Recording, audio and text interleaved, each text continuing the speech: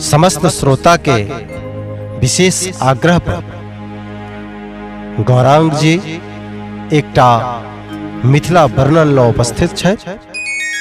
मैथिली संगीत pop music पर आओ सुनू ई सुंदर सन मिथिला वर्णन।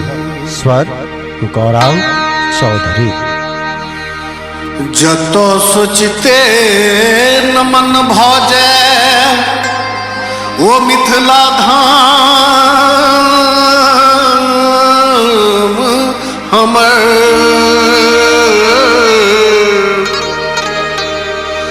धरा पर पूर्वहि सौ गुणगान वो मिथिला धाम हमर। मंडन आया ची विद्यापति जत जन्म लेला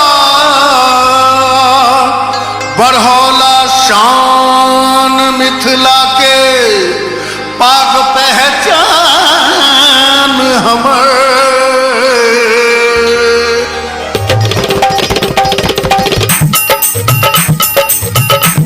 हम मैथिल छी शान हमर, हम मैथिल छी शान हमर, मिथिला मैथिली पहचान हमर। हम मैथिल छी शान हमर, शान हमर, शान हमर।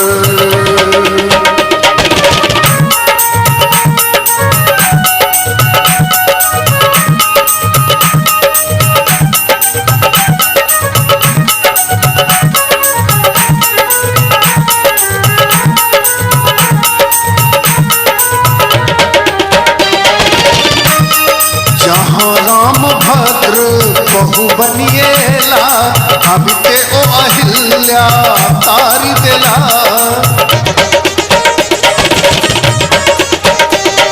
जहाँ राम भद्र बहु बनिएला अबिते ओ अहिल्या तारी देला। माँ जानकी तो जन्म लेली, माँ जानकी तो जन्म लेली, मैथिली मिथिला के नाम देली।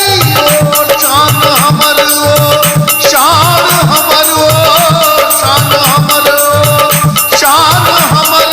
हम मैथिल छी शान हमर, हम मैथिल छी शान हमर, मिथिला मैथिली पहचान हमर। हम मैथिल छी शान हमर।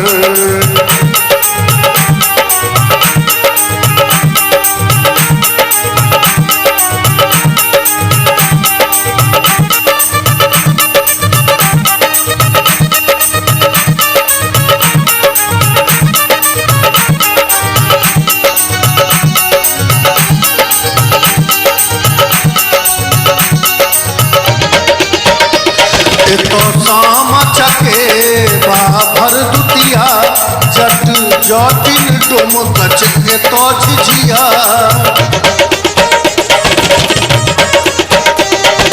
तो शाम चके बाभर दुतिया जट जटिन डोम कच के तो झिझिया।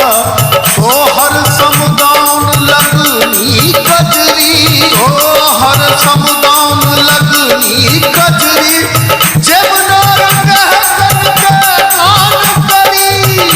शान हमर, शान हमर, शान हमर, शान हमर। हम मैथिल छी शान हमर, हम मैथिल छी शान हमर, मिथिला मैथिली पहचान हमर। हम मैथिल छी शान हमर, शान हमर।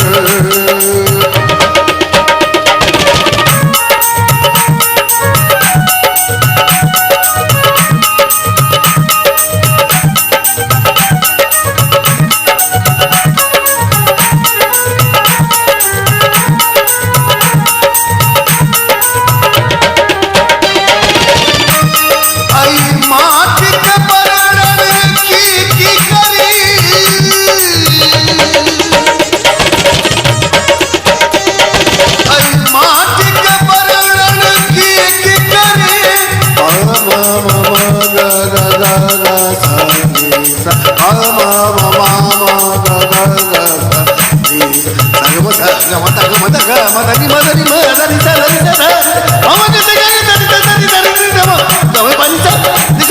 माटी के बरन की करी लोग बेचा गान करी माछ पान मखान तरुआ एतो पाग पिठारक अहिपन भेटत कतो माछ पान मखान तरुआ एतो पाग पिठारक अहिपन भेटत कतो आओ मैथिल सब मिली शपथ लिया इसरवई कखनो मिथिला के ई प्रण दिया शान हमारी शान हमारी शान हमारी शान हमर हम मैथिल छी शान हमर हम मैथिल छी शान हमर मिथिला मैथिली